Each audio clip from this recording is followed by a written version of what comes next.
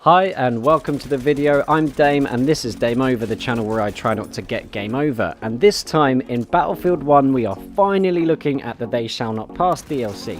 I've decided to make a mini-series using the new weapons and focusing on playstyles, paying particular attention to the range of your engagements. So this time we're looking at the short to mid-range weapons and what would work best here.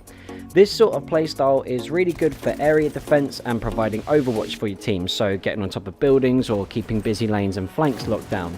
This playstyle also suits the kind of player that relies on good positioning and flanking movements, so you can catch the enemy from behind and spray your ammunition into their rear.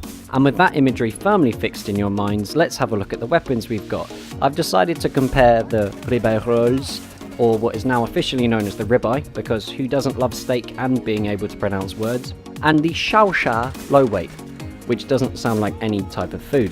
These weapons both excel at mid-range and the top of the short range too, but they also have some major differences, so let's have a look at what that means in terms of the stats. The base damage for the Chauchat is higher with 35 against the ribeye's 23. It also has about a third higher accuracy and a very significant difference in control, with the Chauchat being right near the top of the stat. They share almost exactly the same hip fire, but with a very different rate of fire, with the ribeye matching that of the MP18 at 550 and the Chauchat having 360, which means it is the slowest firing support weapon. It also has a much steeper damage drop off than the ribeye.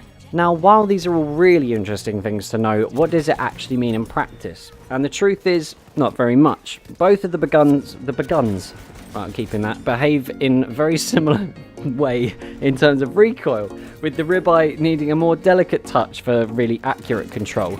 And using the bipod for both of them wherever possible makes your life a hell of a lot easier because it completely negates any kickback.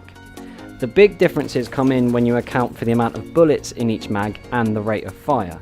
And while I have really enjoyed using the Chauchat because of the power behind each bullet and the fact that it's probably the most realistic feeling gun in the game, I feel like it falls down when you realise you've got to reload after every single engagement. The ribeye, however, offers you far more utility. The time to kill is faster, the spread is smaller, making the longer ranges easier to deal with, especially with some trigger tapping, and it is still usable as an SMG if you have to close the distance.